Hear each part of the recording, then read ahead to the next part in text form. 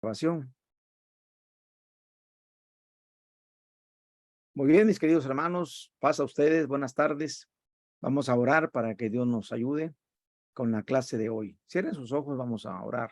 Padre Santo y bueno, en esta tarde bendecimos tu nombre y Padre, lo hacemos en el nombre que es sobre todo nombre de tu Hijo amado Jesucristo, por el cual, Padre, te damos gracias por la vida que nos das. Queremos, Padre, agradecerte este tiempo donde nos reunimos de manera virtual para estudiar tu palabra, para crecer y edificarnos de tal manera, Padre, que los que escuchen y los que oigan y vean, Padre, sean bendecidos y sean inspirados por ti para hacer la obra en el lugar donde tú les has puesto y tu reino crezca. Permite, Padre, que la dirección de tu Espíritu Santo sea con todos nosotros. Lo pedimos, Padre, con el perdón de nuestros pecados en los méritos santos y divinos del Hijo de tu amor, Cristo Jesús. Amén. Bien, voy a tratar de hacer un breve resumen de lo que vimos ayer. Y ayer solamente establecimos las bases bíblicas diciendo que todo eso nace en el corazón de Dios. Dios es el primer misionero y en el envío a su Hijo Jesucristo, también Él hace una realidad aquí en la tierra, establece, inaugura su reino y bueno, establece el envío y en el envío ahora es a la iglesia quien le toca crecer como parte del cuerpo de Cristo, el crecimiento de la obra de Dios en cada lugar. Y habíamos dicho que históricamente, bueno, la iglesia inició en las casas, empezó en los hogares de los hermanos. Y ahí está el ejemplo de la mamá de Juan Marcos, el escritor del Evangelio de Marcos, que en su casa se hacían reuniones. Y cómo los 120 empezaron en un aposento alto, en un lugar allí en Jerusalén, donde el Señor les pidió que no se fueran, que estuvieran pendientes, iba a venir el Espíritu Santo sobre ellos. Y esos 120 en cuestiones de horas se multiplicaron en 3,120 y de ahí otra predicación y se fueron sumando los creyentes, pero nos dimos cuenta que tenían dos tipos de reuniones. Primero una reunión pública y también la reunión en las casas. ¿Sí? ¿Por qué? Porque acudían a las reuniones públicas y públicamente predicaban, pero también las reuniones en las casas. La historia entonces nos marca que los cristianos del primer siglo no estaban enclaustrados en cuatro paredes, sino que muchos de ellos eran itinerantes y por la cuestión de la persecución, así creció la iglesia. Y ya por ahí aparecen algunos datos históricos de el año 200, 300 y cómo se ha ido acercando esto a nosotros, en donde pues se hace como oficial la iglesia, los cristianos se empiezan a reunir en edificios y esto a veces ha implicado que no haya crecimiento.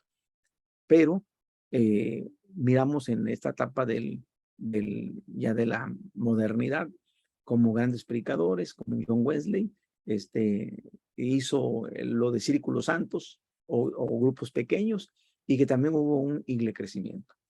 Bueno, grupos familiares, por así decirlo, lo concibió como estrategia el doctor John Kicho, un pastor de Corea del Sur, allí en Seúl, en una iglesia con una carpa.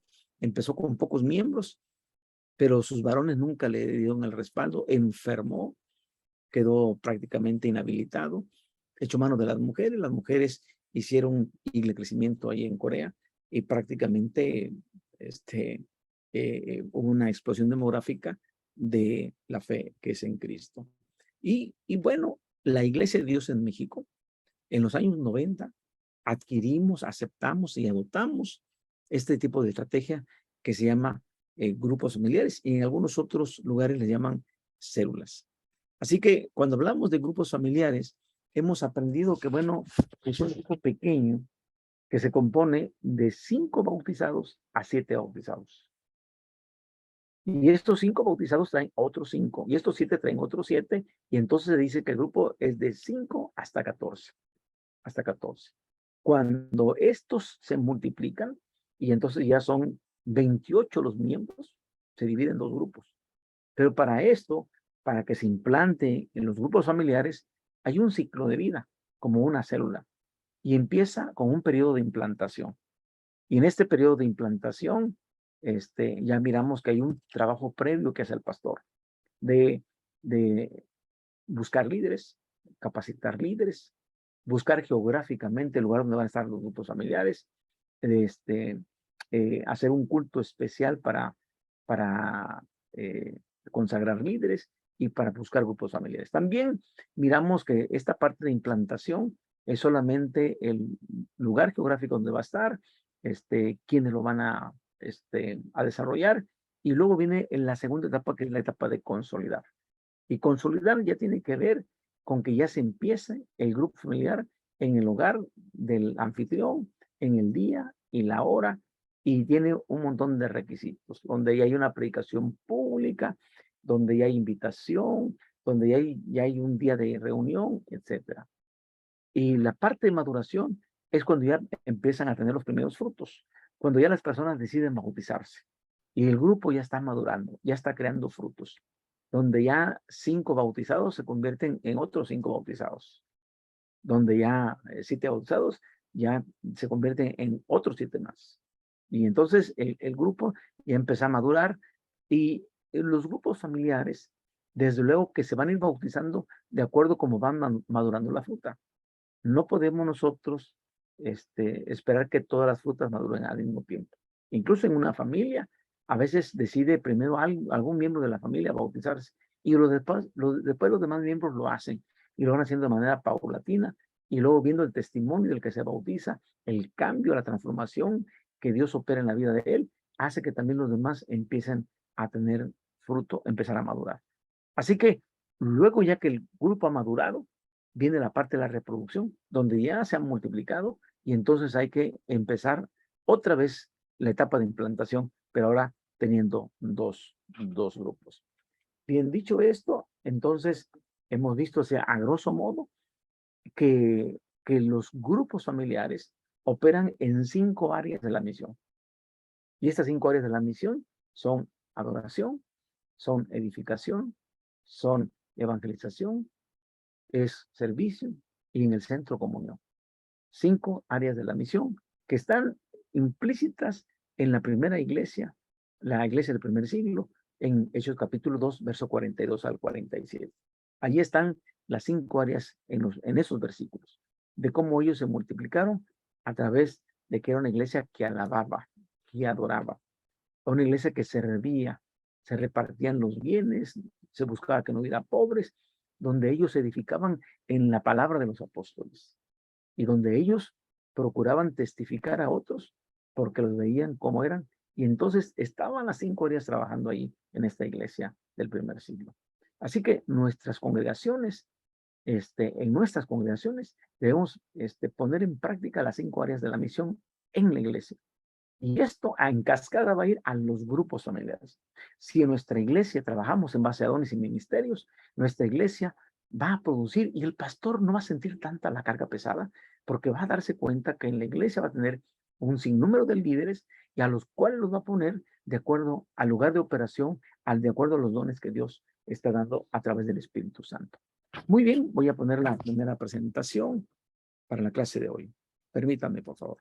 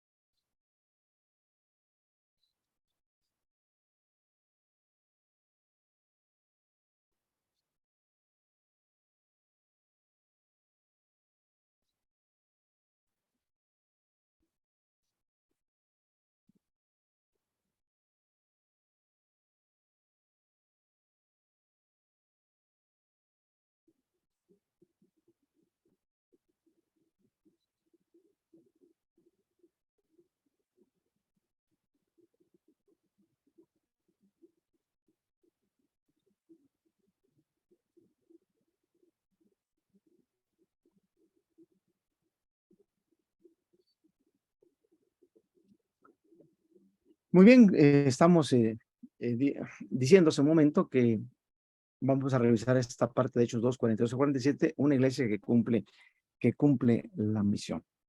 Y entonces, tendríamos que tener una visión y una misión. Y entonces, para tener una visión, es decir, hacia dónde vamos, qué vemos hacia el futuro, que tenemos que ser una comunidad de fe que evangelice, que adore, que edifique, que sirva y mantenga la comunión por la dirección del Espíritu Santo y en obediencia a nuestra doctrina. Esa es la visión. Y la misión es hacer y formar discípulos de Cristo mediante la proclamación del Evangelio, integrándolos a una comunidad de fe y equipándolos para el cumplimiento de sus propios ministerios, para su desarrollo cristiano y vida de adoración. Entonces, pues tenemos nosotros una misión. Y en esta misión, el que hacer es discípulos que hacen discípulos. De eso se trata. Así que una iglesia que cumple la misión es una iglesia que adora a Dios, que sabe adorar a Dios. Y vamos a ver estos puntos. Una iglesia que, que vive en comunión. Una iglesia que sirve en comunión. Una iglesia que se edifica. Una iglesia que parte el amor de Dios. Una iglesia que edifica a todos los creyentes. De eso se trata el de cumplir la misión. Así que vamos a ver el primer punto, una iglesia que adora a Dios. La adoración, entonces, podemos decir que es la respuesta de un reconocimiento a la gracia y a la soberanía de Dios, la cual obra en cada creyente. Es adorar. Este reconocimiento, pues, se hace evidente en la humillación personal o también en la humillación comunitaria ante el Señor. Sea que cantemos, sea que oremos, sea que meditemos en la palabra, sea que tengamos un recogimiento espiritual donde nosotros reconocemos la grandeza, el poder y la soberanía de nuestro Dios.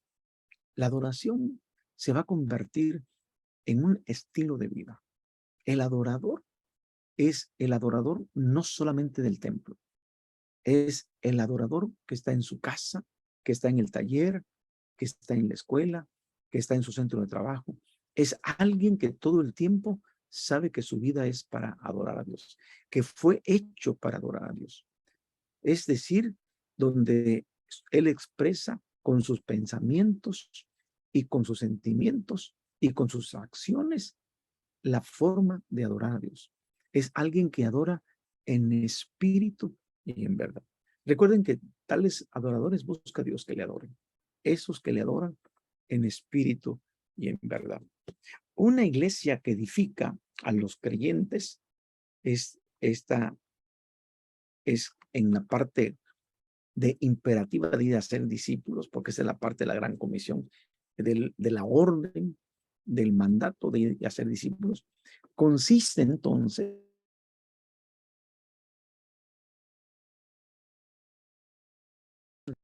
la palabra de Dios, desde luego que es extensa, pero nosotros tenemos que compartirle toda la doctrina de Dios. Tenemos que compartirle todos los mandamientos de Dios. Tenemos que compartirle toda la vida cristiana, cómo vivir para Cristo. ¿De qué se trata ser seguidor y discípulo de Jesús? Porque al final la meta de la edificación es que las personas que llegan a Cristo llegan como infantes, como niños que solamente apetecen leche materna. Y la leche espiritual no adulterada es esa palabra de Dios primaria donde recibimos nosotros solamente los conceptos evangélicos, donde recibimos que es la gracia, que es el arrepentimiento, que es el perdón, que es la conversión, que es el bautismo. Empezamos con lo rudimento, con lo principal. A un pequeño no le damos de comer un bistec, un asado, no. Empezamos dándole leche. De tal manera que cuando el niño va creciendo, su alimentación va cambiando. Y lo mismo sucede con los recién convertidos. Los recién convertidos no podemos hablarles de palabras proféticas o de estudios muy profundos. Quizás ellos se van a espantar o no lo van a entender, no lo van a comprender bien. Pero si nosotros empezamos con, la, con lo sencillo que es la vida en Cristo, y luego ellos van a ir creciendo hasta que van teniendo madurez. Y lo importante es de que cada uno de nosotros nos desarrollemos a plenitud, a la medida y a la estatura de varón perfecto. Es decir, que cada uno de nosotros sepa llevar a cabo una integridad personal, ser íntegros, íntegros para Dios. Una iglesia que sirve con amor al prójimo es aquella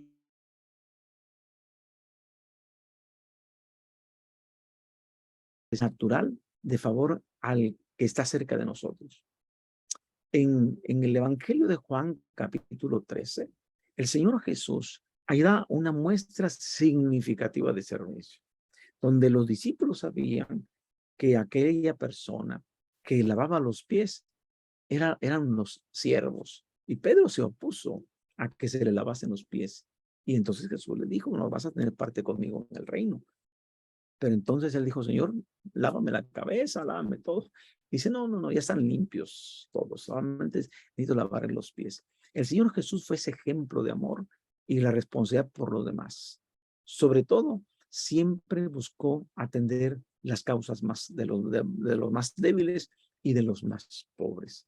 El servicio, entonces, debe de evidenciarse en nuestra comunidad de fe como una sociedad que le pertenece a Cristo.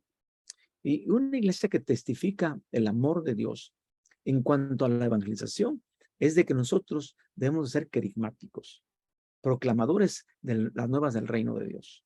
Nuestra predicación debe estar centrada en la persona de Jesucristo, con el único propósito de que vamos a persuadir a todos aquellos a que vengan al arrepentimiento, que se conviertan de su maldad, que dejen sus pecados y que se vuelvan a Dios, para que puedan vivir bajo el señorío de Cristo. Y esta debería ser la tarea principal de todos los que hemos creído, de todos los creyentes.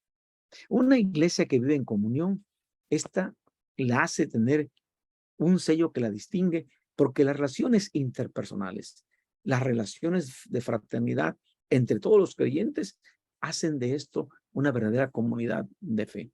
Fíjense que vivir en comunión implica que nos convertimos en parte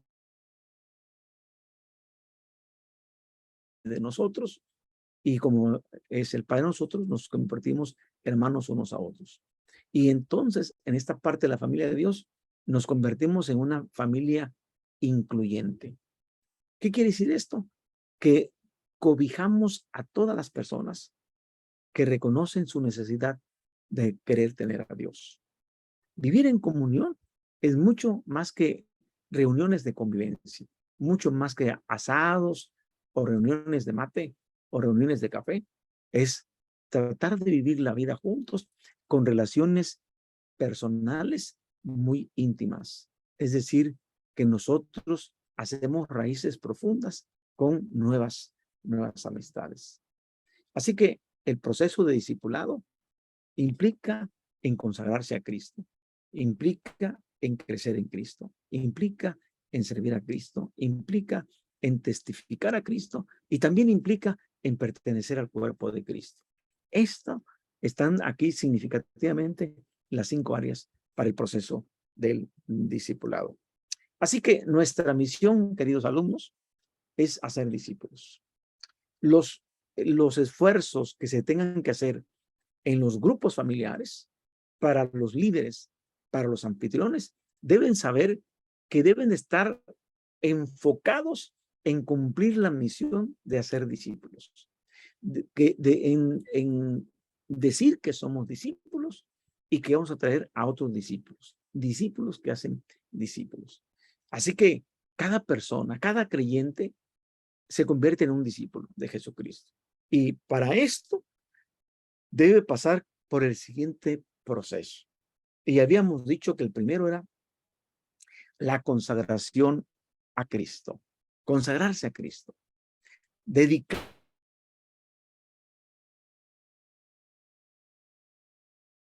el evangelio.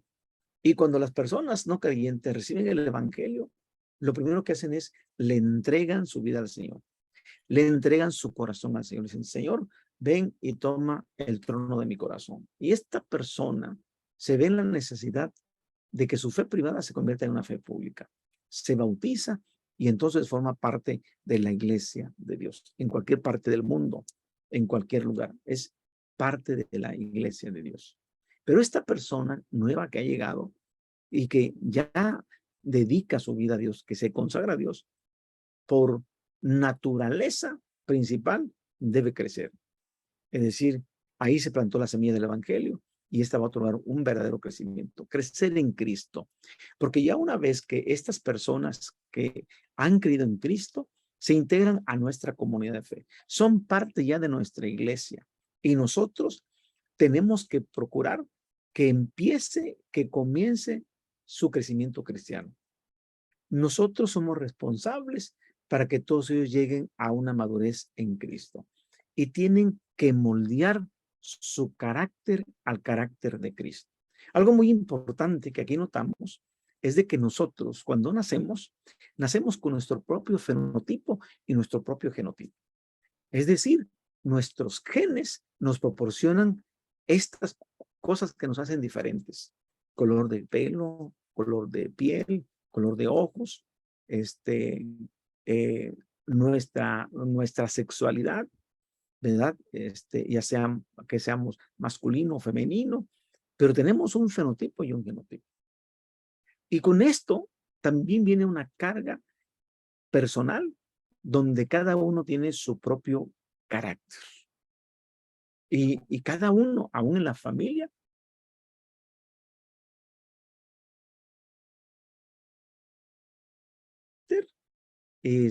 Dios no te lo va a quitar, no te lo va a cambiar. El carácter, por ejemplo, de Pedro fue moldeado como el carácter de Juan. Y hasta cantamos por ahí un viejo himno que dice, y modelando por él mi carácter, canto con Cristo a mi Redentor, qué hermoso es seguir las pisadas de Cristo. Y este es un himno muy viejo aquí en México. Y efectivamente, el crecer en Cristo implica que nuestro carácter tiene que ser moldeado. Tercero, servir a Cristo. Al mismo tiempo que estamos formando nuestro nuevo estilo de vida, es necesario para que se descubra y se puedan desarrollar nuestros dones y nuestros ministerios que Dios nos ha regalado.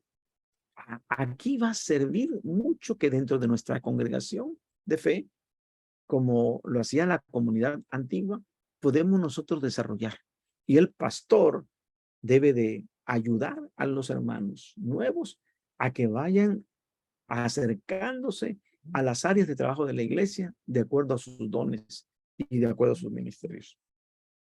Número 4, testificar de Cristo.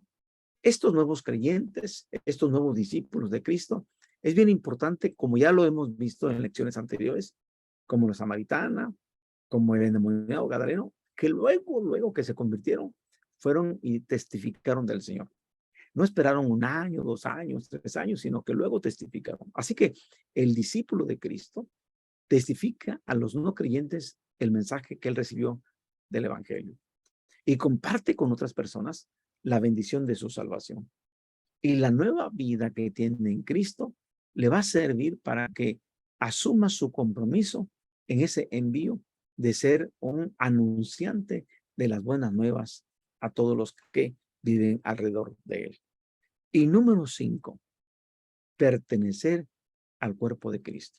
Fíjense qué importante es tener este grado de pertenencia. Esta pertenencia alude a que ahora, como ya hemos sido bautizados y lo hemos hecho en nuestra comunidad de fe, ahora nosotros estamos siendo integrados al cuerpo de Cristo. ¿Cuál es el cuerpo de Cristo? Pues la iglesia. Esa iglesia local donde usted es pastor o donde usted se congrega. Esa es la iglesia local. Por eso nosotros decimos que en grupos familiares no estamos haciendo iglesitas chiquitas. No se equivoque. No estamos diciéndole a la gente, como ya tengo reunión en mi casa, yo ya no voy a la iglesia, yo aquí ya me reúno el sábado y esto. No, no, no, no. No, se pierde de vista el propósito y se pierde de vista la misión. Estamos nosotros predicando en grupos familiares para llevar a la gente nueva de nuestros grupos familiares a la iglesia. Por eso tenemos que tener en claro grupos familiares para el crecimiento de la iglesia, para el crecimiento de nuestra congregación. No es para que usted haga su iglesita. No, no, no, no. Es para que usted, para que el pastor confíe en usted, de que usted es fiel a su congregación. Por eso al principio habíamos dicho que el pastor tiene que escoger los líderes con requisitos muy especiales. Y habíamos dicho que de buen testimonio, que sean fieles a la iglesia, fieles a su pastor, fieles a Dios, fieles a su familia. Y esto va a servir que cuando su grupo familiar crezca, se reproduzca, todas las personas nuevas bautizadas las va a llevar a que pertenezcan al cuerpo de la iglesia local. Es decir, usted no se excluye de la congregación, no se excluye de su congregación, sino busca que viva en comunión con todos sus hermanos y de esta manera disfruta y promueve tanto la unidad como la fraternidad. Yo espero que esto les quede muy claro, porque grupos familiares es para fortalecer nuestra congregación. ¿Se imagínense que allí en Entre Ríos o en Misiones Argentina, en las congregaciones donde hay ahí, tengan 5 o 6 grupos familiares y que de estos 5 o 6 grupos familiares estén bautizando cada 3 meses 2 personas o 3 personas? Estamos hablando que entre 15 personas nuevas van a estar viniendo cada 3 meses a ser parte del cuerpo de Cristo. Y esto hace que se vaya fortaleciendo la iglesia local.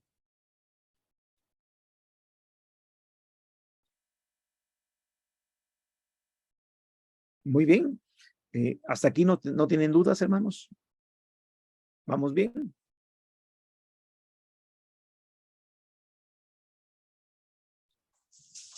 Buenas tardes, pastor. No, clarísimo. Gracias.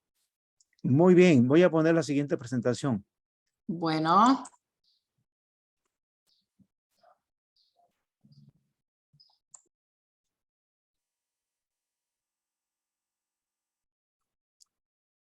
Bueno, vamos a hablar acerca de lo que ahora es la mecánica del trabajo del grupo familiar. ¿En qué consiste? ¿En qué consiste ya en sí el grupo familiar?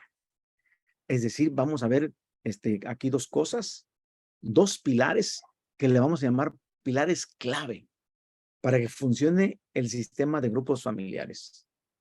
Entonces, los grupos familiares tienen 2 pilares. Y estos 2 pilares son 2 tipos de reuniones. Por un lado, la reunión de planificación, que esta es muy importante, y por otro lado, la reunión de estudio o la reunión de trabajo en sí. La reunión de planificación. Y entonces vamos a ver que en esta mecánica del trabajo de los grupos familiares, la reunión de planificación y la reunión de estudio familiar opera bajo este sistema. Y estas 2 reuniones tienen un patrón muy específico de desarrollo y poseen objetivos claros, pero fíjense que van a ser de carácter diferente. Van a ser diferentes. Por un lado, lo que es planear y por otro lado, lo que es ejecutar lo planeado.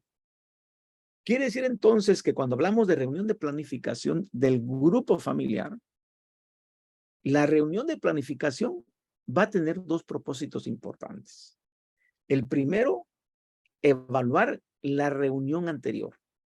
Y segundo, planear la que sigue, la que viene.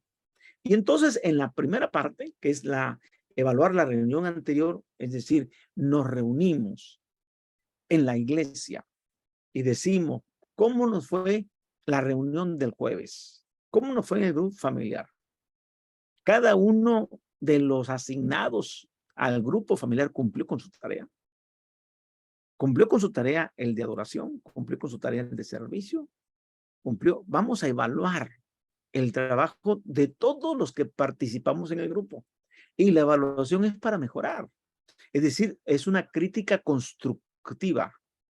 Los hermanos deben estar conscientes de que cuando nos reunimos todos, todo el equipo nos reunimos un día a la semana, ahorita lo vamos a ver, para hacer ese tipo de evaluación. Y el otro es que ahí buscamos nosotros que el grupo familiar logre tanto unidad y crecimiento. Y en el punto 2, planear para asignar responsabilidades de cada uno de los que participamos en el grupo familiar. Aparte de que yo voy a llevar invitado, es decir, a mí me toca participar en un área de trabajo. Puede ser la adoración, puede ser la edificación, puede ser la evangelización, puede ser la comunión. Pero amén de que a mí me toque un área de trabajo, yo estoy obligado a presentarme al grupo con un alma nueva. Es como quien dice mi pase de entrada. Yo voy a la reunión con mi pase de entrada. ¿Y cuál es mi pase de entrada? Mi alma nueva. La persona que yo ya estoy llevando y que me encargo de que hay que discipular, de que debe estar permanente en todas las reuniones. Fíjense que uno cuando está planeando, uno dice, ¿cuántas invitaciones vamos a repartir? ¿Cuántas invitaciones te llevas vos? ¿Cuántas llevas? No, pues me llevo 15, llévate 20. Haz 20 invitaciones. Quiere decir que a lo mejor de las 20 traigas unos 2 o 3 invitados. Vamos a ir calculando de acuerdo al grado de probabilidad. Entonces, hay más probabilidad que si te llevas más invitaciones, hay más probabilidad que tengas más personas invitadas, que aseguremos que tengamos invitados. Y entonces, estamos en esta parte de la planeación, donde todos participamos. Así que la reunión de planeación debe de realizarse días antes de la reunión. Si, por ejemplo, el hermano Dante, como pastor de la iglesia, decide que sus grupos familiares van a operar 2 grupos en la iglesia, uno el martes y el otro el jueves. Uno el martes a las 7 de la tarde o 8 de la noche y el otro el jueves a las 5 de la tarde. Van a buscar el día y la hora calculando en que los invitados puedan estar y también ustedes.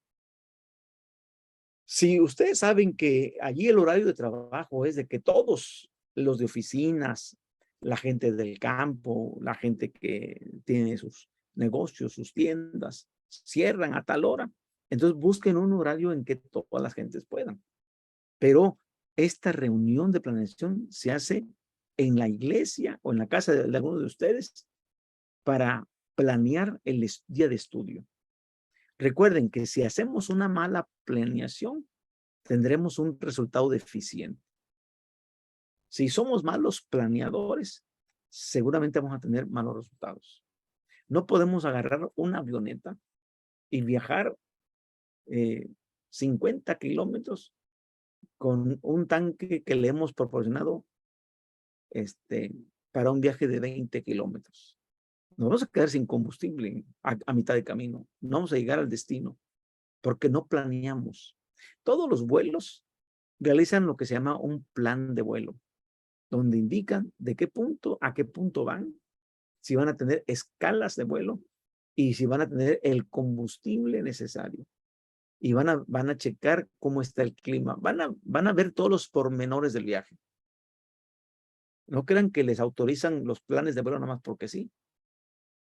Buscan meteorología, que el clima esté adecuado, cuántos pasajeros van en el avión, de qué lugar salen, a cuál va a ser el destino, cuántos son el kilómetro de viaje, cuántos son tiempo de vuelo, cuánto de combustible. Es decir, hay muchos detalles para, por ejemplo, hacer un plan de vuelo. En el caso de los grupos familiares, tenemos nosotros que atender a que tengamos que hacer una buena planeación. ¿En qué consiste la buena planeación? En la siguiente. La reunión de planeación, para empezar, debe durar 1 hora. Y tenemos que hacer un checklist, un listado, e ir checando punto por punto. ¿Qué va a tratar la reunión? Y entonces a esa reunión le ponemos orden del día. ¿Qué vamos a tratar? Vamos a empezar con una oración inicial. ¿Quién la va a hacer? una lectura bíblica devocional. ¿A quién le toca la lectura bíblica? Porque nosotros tenemos que hacer la reunión inspirándonos en la oración y en la palabra de Dios. Y luego empezamos a compartir las tareas, las instrucciones. Así que no es una reunión secular. No es una reunión de trabajo secular. Es una reunión de santos, de miembros convertidos que tienen una visión y una misión. Y por lo tanto, es una reunión espiritual, donde lo primero que es la adoración a Dios y el de escuchar su voz a través de la palabra. Y ahí compartimos las instrucciones. Y si estamos analizando lo que ocurrió la semana pasada, entonces revisamos los resultados de la semana anterior, basándonos en la hoja de registro y control mensual de grupos familiares. Esta es la hoja de registro. El registro y control mensual de los grupos familiares. El grupo familiar, ¿cómo se llama? ¿Cómo se llama? Pues le vamos a poner el nombre de la localidad, de la población, de la colonia donde se encuentra. Por aquí, nuestras colonias tienen nombres de héroes de la patria. La colonia Morelos, la colonia Miguel Hidalgo, que son los próceres de la patria aquí en México. No sé allá cómo sea en Argentina, cómo sea en Sudamérica, pero de acuerdo al barrio, al nombre de la localidad, ¿sí? Entonces, no sé si, por ejemplo, allí en Misiones, Argentina, o en Entre Ríos, o donde están ubicados ustedes, las calles tienen nombre y ahí el lugar de la calle es el nombre del grupo familiar. Y van a poner el nombre del líder. Y como el mes tiene 4 semanas, van a poner semana 1, semana 2, semana 3, semana 4. Y viene en la parte izquierda de la columna el concepto. Miembros, ¿cuántos bautizados asistieron la primera semana? ¿Cuántos invitados, que son los simpatizantes? Los simpatizantes son los invitados. ¿Y cuántos adolescentes? Es decir, jovencitos menores de edad. ¿Cuántos niños? Y hacen allí, ponen el total de asistentes. Y luego en la parte baja, el tema. ¿Cómo se llamó la predicación?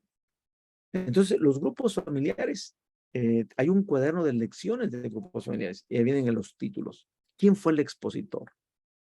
Si hubo recolección de ofrendas, ¿cuánto se juntó? Y se le pone la fecha. Y la firma del líder y desde luego, si hay algún comentario. Este anexo o este formato, el pastor lo entrega cada mes a los grupos familiares, porque este formato se lo entregan al pastor y el pastor va viendo el comportamiento y cómo se mueven los grupos familiares, cómo es que van sumando, cómo es que van creciendo, cómo es que se van multiplicando. Y decimos, ya son menos simpatizantes porque ya son más bautizados. Y esos que eran simpatizantes, ahora ya se bautizaron, ya están en el rubro de los miembros, de los bautizados.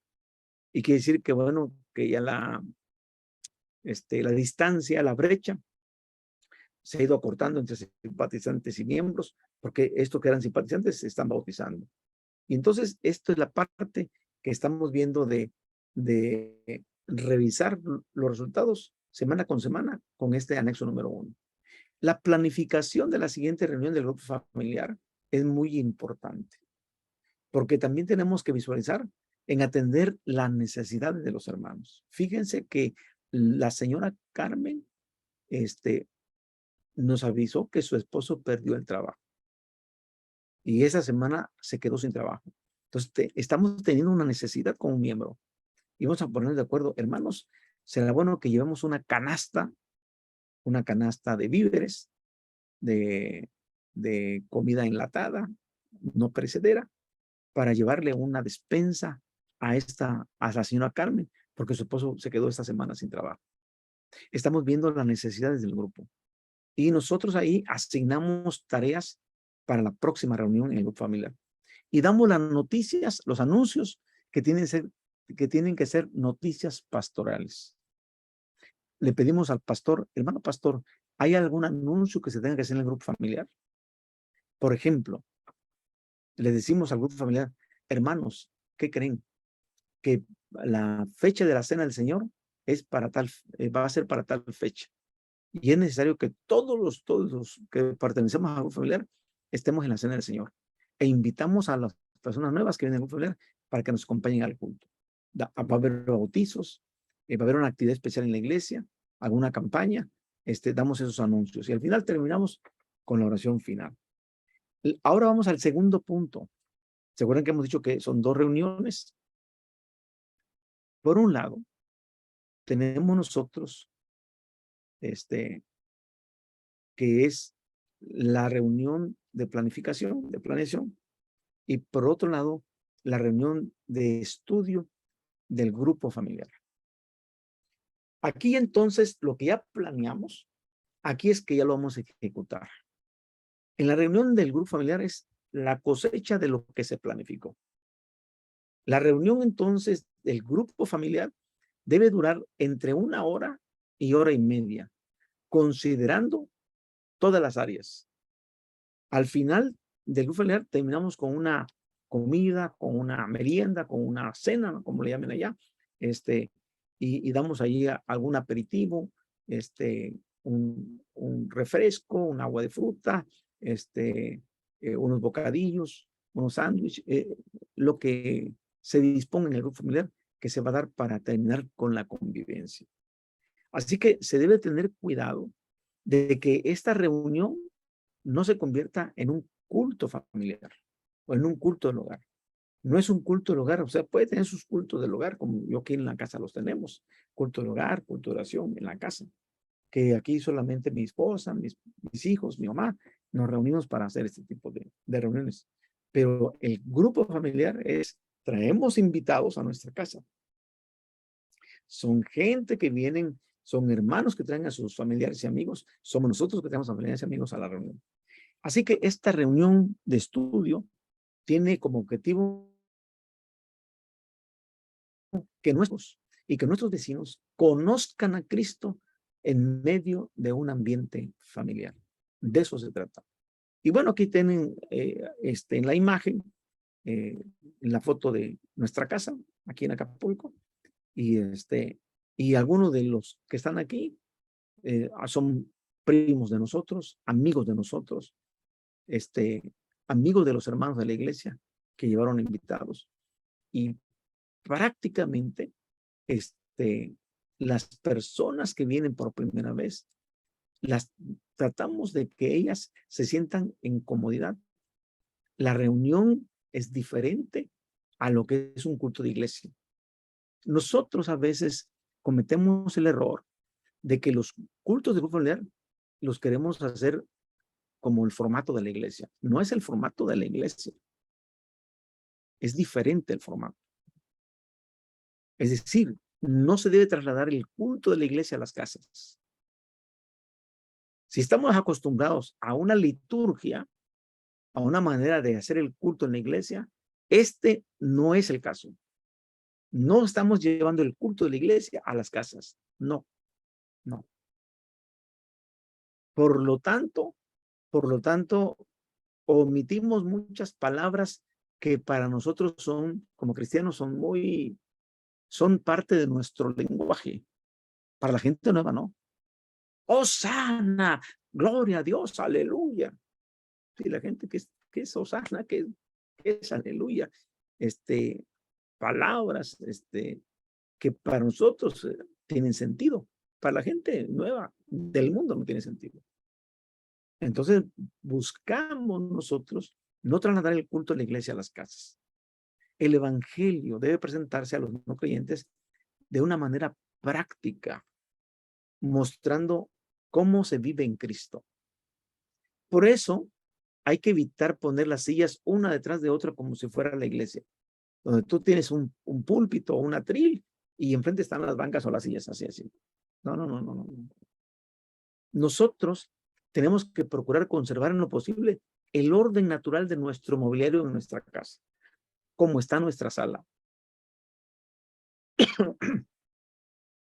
Quizás quitamos las sillas del comedor para acercarlas a la reunión.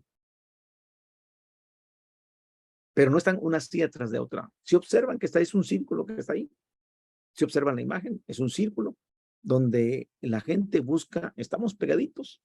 Esto todavía no teníamos la pandemia y podíamos acercarnos perfectamente con las personas. Es posible entonces hacer que nuestro mobiliario sea de una manera natural. Se debe de evitar utilizar una mesa o un púlpito para predicar.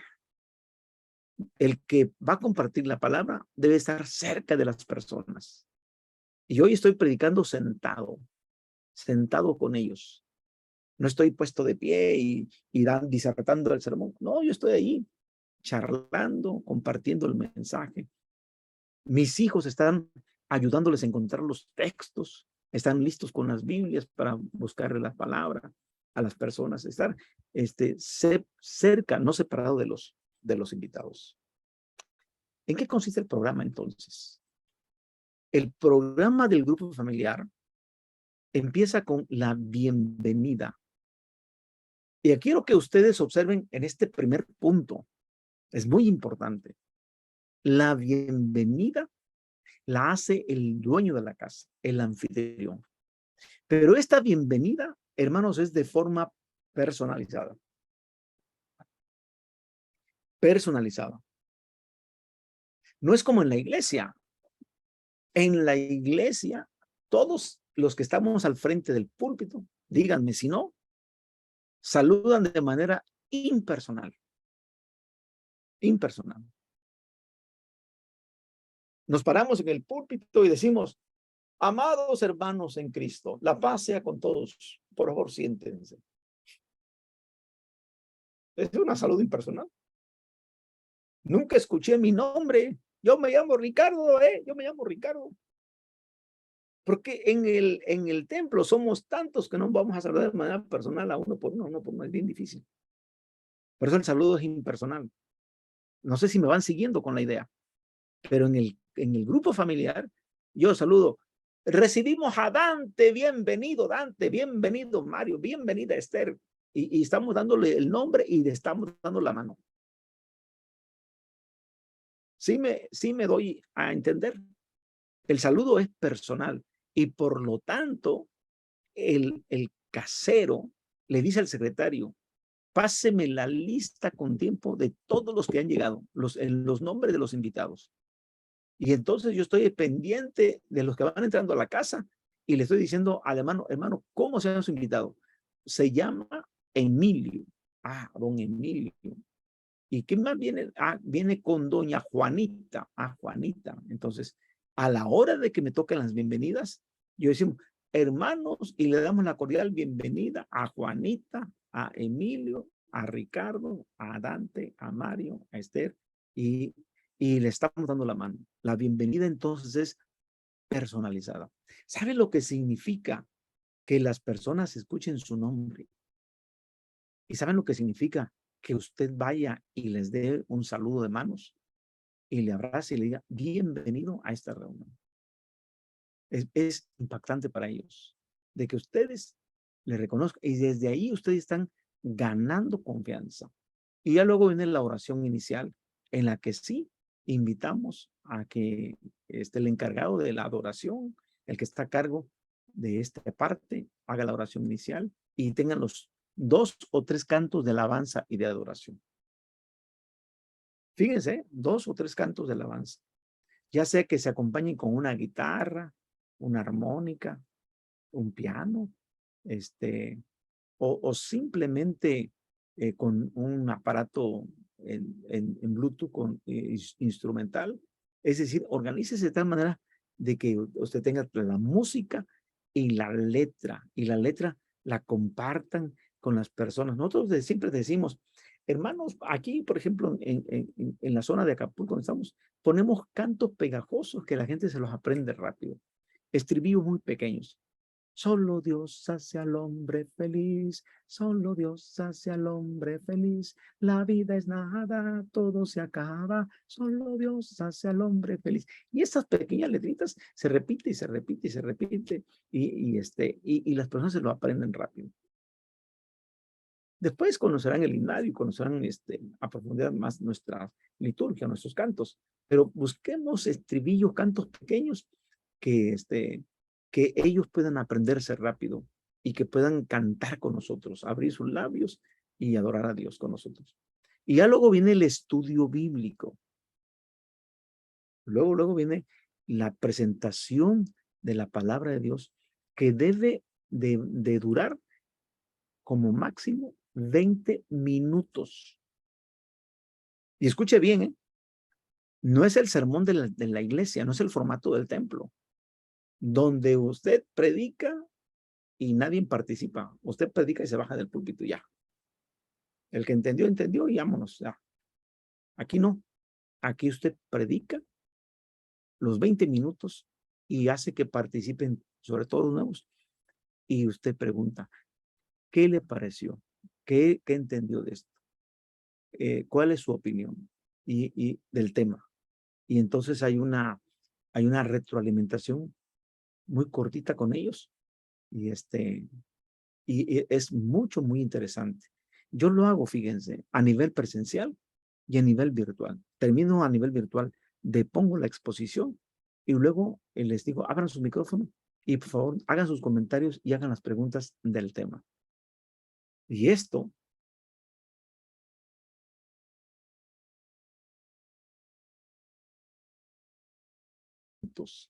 al mensaje.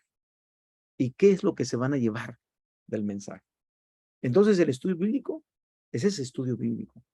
Y después del estudio bíblico, si hay la oportunidad, hagan un llamado para que las personas reciban a Cristo y puedan hacer una oración por las personas que se convierten. Ya vienen las preguntas respecto al estudio, orar por las necesidades, colecta de ofrenda, se pasa lista y se toman datos. Recuerden que se va a llenar un formatito y los datos nos sirven para dar seguimiento a las personas. Mandamos mensajes por WhatsApp, les mandamos, no se los olvide la próxima reunión, les damos el horario, les estamos dando la información y buscamos no saturarlos tampoco, de que cada vez estén recibiendo todos los días mensaje, no saturarlos, sino lo más importante, ser muy educados en esta parte con las personas. Anuncios, los anuncios que el pastor nos indique para cada grupo familiar y la oración final y luego viene refrigerio o convivencia. El refrigerio, bueno, ya sabemos que no se vayan.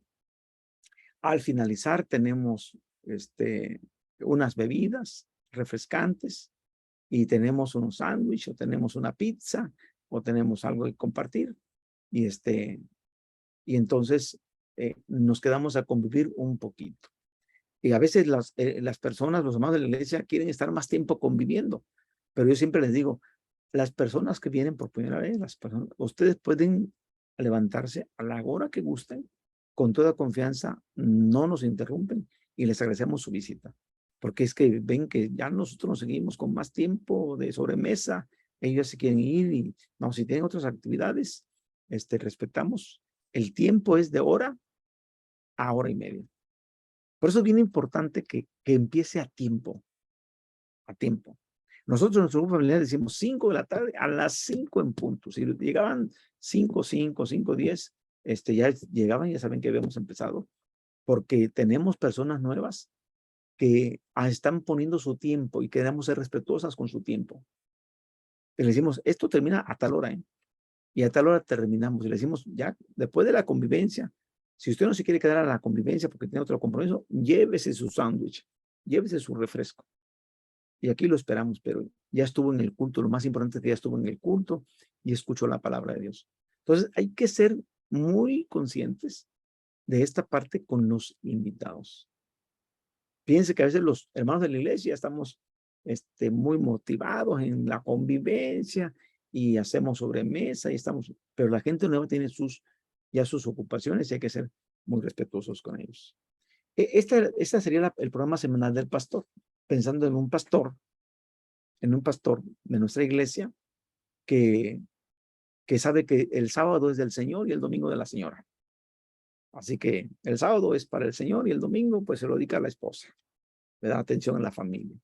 Y ya de lunes a viernes, nosotros decimos que hay el estudio del grupo familiar o el día de reunión de planeación. El martes, reunión de estudio del grupo familiar. El miércoles, culto de oración o reunión de estudio del grupo familiar. Es de acuerdo a como el pastor tenga su agenda en la iglesia entre semana. Los días en que no tenga cultos en la iglesia, que sean días para los grupos familiares. Y en el sábado sí no se comprometan a tener grupos familiares, porque vienen en la mañana al estudio de la escuela sabática o en la tarde el culto de oración. Y el sábado, para el pastor y para los líderes a veces es un poquito cansado porque hay mucha tensión de todo el día en la iglesia. Entonces, este es solamente un esquema que nosotros lo ponemos para aquí, para México, donde más o menos los pastores ya saben que tienen su programa semanal de actividades, donde hay actividades de la iglesia y donde ellos saben que van a tener actividades de sus grupos familiares. En la reunión de líderes con el pastor, cuando se trata que el pastor ya se va a reunir con los líderes, no es la reunión ni del grupo familiar, ni una reunión de planeación, es reunión con los líderes de los grupos familiares con el pastor. El pastor hace esta reunión y en esta parte 1 hace una oración de inicio, una lectura bíblica y hace una alabanza, un canto. Medita de la palabra de Dios este mismo mensaje que los líderes van a predicar en la semana. Fíjense, lo importante es, el líder dice, hermano, ¿qué voy a predicar? Usted venga a la reunión de líderes. Aquí les voy a dar el mensaje y ese mensaje lo van a replicar en los grupos familiares. Pero vean cómo lo doy. Y les voy a dar el material. Y entonces el pastor sabe que lo que van a predicar en la semana, sus líderes, porque él está proporcionando la meditación, la lección de los grupos familiares. Él sabe que en el grupo de la colonia Morelos y de la colonia Francisco Madero va a ser el mismo tema que él ya le dio a los líderes. En la reunión de líderes con el pastor, parte 2, el pastor revisa su planeación de su grupo. A ver, quiero ver tu planeación, cómo planearon, cómo están organizados. Y también va a evaluar el avance de cada concepto, de cada área de la misión. Y también el pastor va a tener reunión con ellos, con los líderes, para ver la planeación de la semana que viene. Hacen oración por todo lo proyectado y el pastor va a entregar la papelería. Es decir, el pastor se encarga de entregar los formatos de reportes, los formatos de visitas y las invitaciones. Los líderes van a decir, pastor, ya la iglesia mandó hacer las invitaciones para los grupos familiares. Y entonces el pastor de la iglesia manda a una imprenta externa a mandarlos a hacer como invitaciones para bodas o para 15 años, decimos aquí en México, y los entrega estos formatitos de invitación que solamente llevan el motivo, el lugar y la fecha se va a llenar a mano ahí para que los hermanos que se llevan las invitaciones, el pastor le entregue las invitaciones y ellos se repartan a sus equipos y sus equipos repartan a las personas que van a invitar. Espero que me vayan comprendiendo esta parte. Y el pastor se encarga de decirles cuáles van a ser los anuncios que van a dar en los grupos familiares. Va a haber estas actividades en la iglesia, anúncienlos. Anuncien que tenemos bautismos.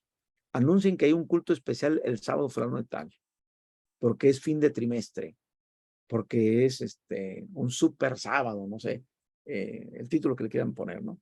Y queremos que a ver si los grupos familiares asisten al culto de la iglesia. Y entonces impartir estudio de la guía de todo lo que se va a hacer. Preparación de los líderes para una reunión exitosa. Esta es la preparación de los líderes para una reunión exitosa.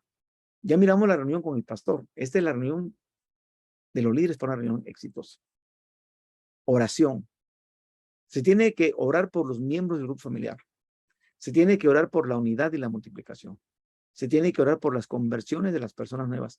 En síntesis, se llama esta parte que es una parte de la oración, donde nosotros le pedimos a Dios que intervenga, y por eso se llama una oración de intercesión, porque queremos que Él interceda, que Él intervenga en los miembros del grupo, en la unidad en las conversiones. Dios tocando el corazón de las personas. Meditación. El líder del grupo familiar debe tomar tiempo para preparar su corazón ante Dios y permitir que el Espíritu Santo otorgue sabiduría para dirigir la reunión del grupo familiar. Aquí el líder tiene que hacer su momento de retiro espiritual con Dios allí en su casa para meditar un poquito y preparar la enseñanza. El líder estudiará el sermón que ya recibió del pastor con mucho tiempo de anticipación. Y después de haberlo estudiado, va a tomar notas de las dudas que surjan para luego consultar con el pastor. Oiga, hermano pastor, yo ya revisé el sermón, pero me surgieron estas dudas. Acláreme, porque ya lo voy a predicar. Para que él esté preparado de compartir una excelente enseñanza a las personas nuevas. El líder tiene que saber escuchar. Para que las personas que son invitados a nuestro grupo sientan el deseo de volver al grupo familiar. No se trata solamente de que nosotros hablemos y hablemos y hablemos. También tenemos que darles tiempos a las personas para que saber cómo se sienten, cómo están, qué les pasa, qué les pareció el culto de la semana pasada, qué piensan del mensaje, qué opinión tienen de la Biblia y escucharlos. Esto va a mejorar la calidad de la reunión del grupo familiar, ya que incluso las personas que van llegando van a empezar a resolver sus problemas, sus dilemas, y también ustedes van a poder orientar a todos sus miembros. No debemos centrarnos solamente en la reunión del grupo familiar. Tenemos que hacer un trabajo exprofeso, es decir, fuera del grupo familiar. El líder lo es todo el tiempo, no solamente en el día de la reunión del grupo familiar. Y no solo atiende a las personas dentro de la reunión del grupo familiar, sino que lo hace en todo tiempo y cuando sea necesario. A veces me hablan a mi trabajo, a veces me hablan aquí cuando estoy comiendo y estoy al pendiente. Debe estar dispuesto a realizar acompañamiento pastoral, ya que las personas afrontan diversas necesidades. Y le hablan a uno, oiga, pastor, mi mamá sigue enferma y mi mamá no la han podido cambiar de hospital.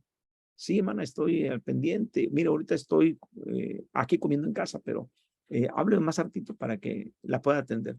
Y estar pendiente de las personas con sus necesidades. El líder tiene que estar creciendo en todo tiempo. Por eso el líder debe asistir a todas las reuniones de planeación para afinar el trabajo.